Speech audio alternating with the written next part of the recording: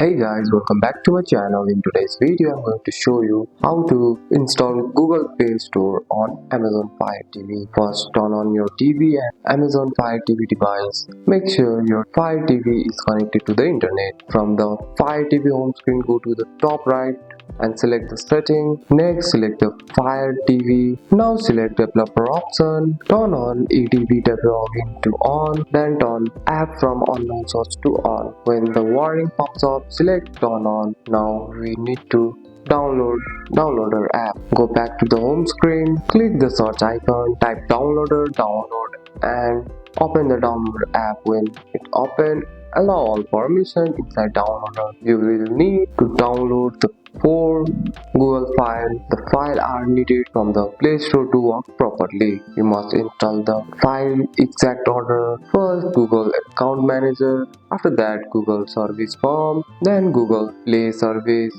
last Google Play Store. After its file download, click install and done. After restarting the Fire TV, open the app and channel. You will see the Google Play Store, and that's it. That's all for today's video, guys. If you found this video helpful, drop a like and subscribe for more videos. Thanks for watching. See you in the next one.